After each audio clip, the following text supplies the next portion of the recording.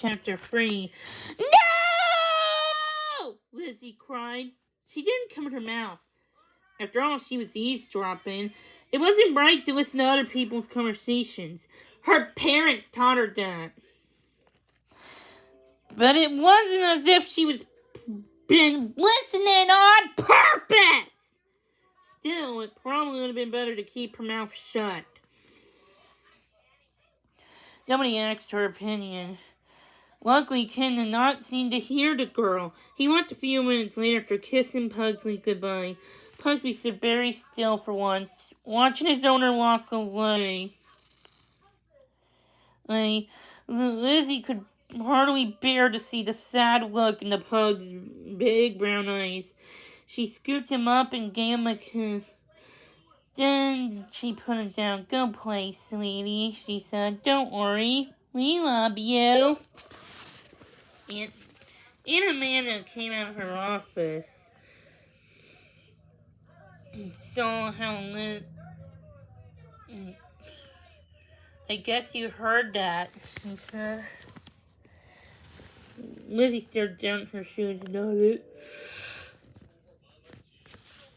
Sorry, I didn't mean to eavesdrop. That's okay, Aunt Amanda sighed. But I can tell you.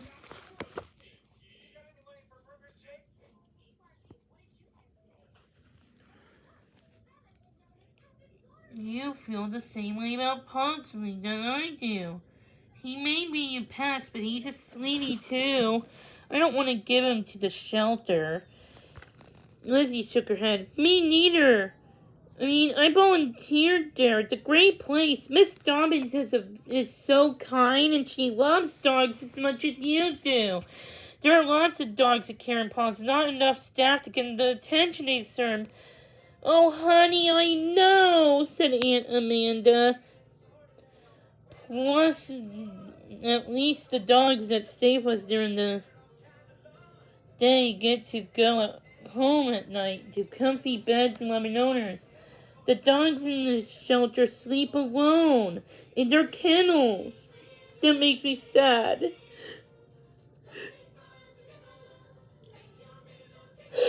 Lizzie saw Aunt Amanda's eyes filling with tears. And she knew she was picturing all the lonely dogs at the shelter. She felt her own eyes fill up with tears. Lizzie could remember so many times she left the shelter. Feeling so sorry for all the dogs she couldn't take home with her.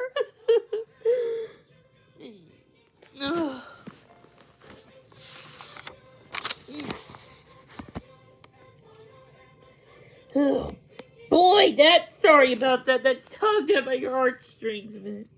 Then Aunt Amanda shook her head. Still, I just can't let Pugsley drive all the other dogs crazy. Did he see him stealing everybody's toys the last time you were there? He's been stashing them all over the side. There must have been 10 toys over by the end of the day. Lizzie nodded. I saw, she said. She also seen Max and another dog, Ruby, sniffing all over for their toys. Mr. Pest was a troublemaker, no doubt about it, but still, Pugsley was just a puppy! He didn't know any better because nobody had ever taught him the right way to behave.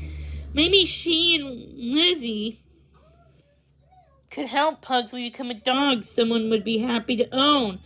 What if I tried to train him a little bit? But during the days I'm here, she asked Aunt Amanda. Aunt Amanda shook her head. I think Ken's quite serious about giving him up, she said. Pugsley will not be coming here anymore. She put her hand on Lizzie's shoulder. I know you care, she said. So do I. there's really nothing we can do. Let's go see what everybody's up to. I think it's time for some outdoor fun. Lizzie tried to smile. She loved taking the dogs outside to the fenced play yard out back. Can Pugsley come? She asked. Of course, Aunt Amanda smiled back. What fun would it be without Mr. Pest? Did beat it. Lizzie knew what Aunt Amanda was thinking of. She agreed. Bowser's backyard.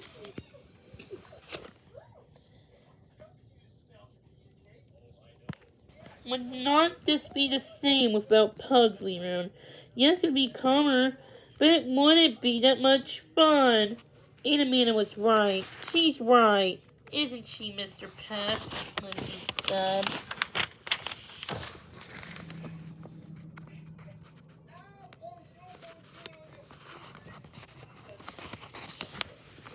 When she found the pug in the nap room, he was quiet for once, curled up with Hoss on the bottom bunk. They looked so cute together. Lizzie sat down for a moment to hug both of them. The pug and the Great Dane made such a funny pair. Aunt Amanda had told Lizzie when she first opened Bowser's backyard.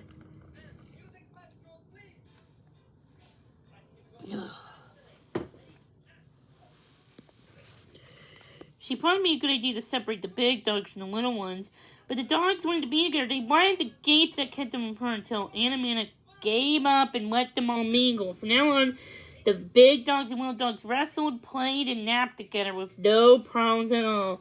Now, Lizzie said, when Lizzie started petting Pugsley, he jumped up and started sneezing. Ah, shoo! Lizzie laughed. Between Aunt Amanda's two pugs and this pup, she was getting used to this typical pug behavior. They were such cuddle bugs, all of them.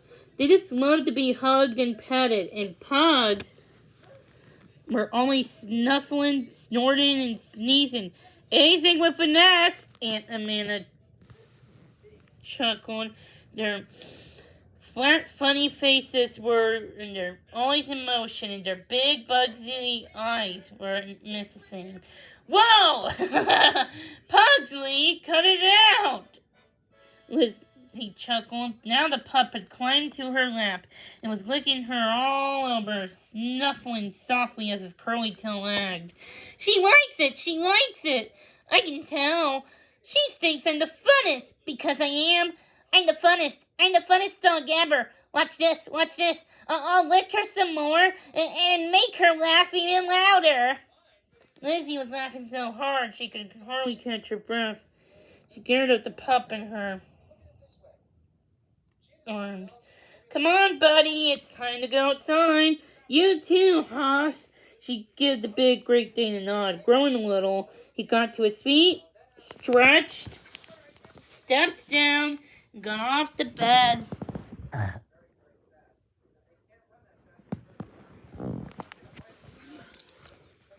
Outside, Lizzie put Pugsley down and watched.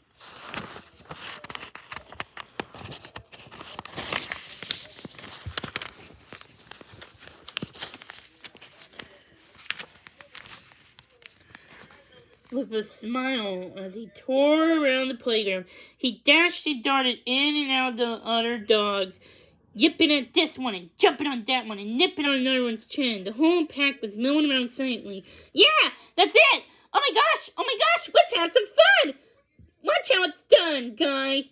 First you run here, see?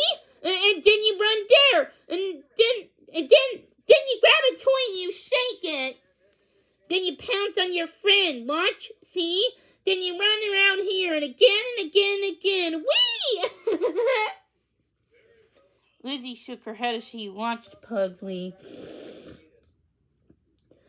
Pugsley sure did know how to have a good time. And he wanted everyone else to enjoy themselves too. He might be a handful, but he was a happy handful. Suddenly Lizzie knew she could not say goodbye to the silly little pup.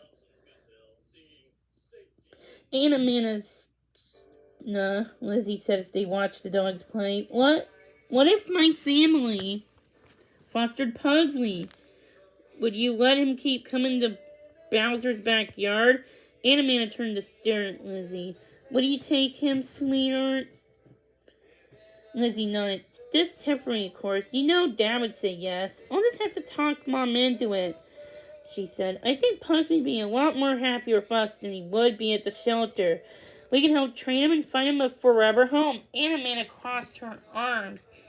Wow, she said. Well, what can I say? If you're willing to take on Mr. Pest, how can I say no to him coming here whenever you're working? And if everything works out, he can even come to Camp Bowser with us. Deal, Lizzie said, sticking out her hand. Deal, said Aunt Amanda. They shook on it. Now, Lizzie said, all I have to do is convince Mom.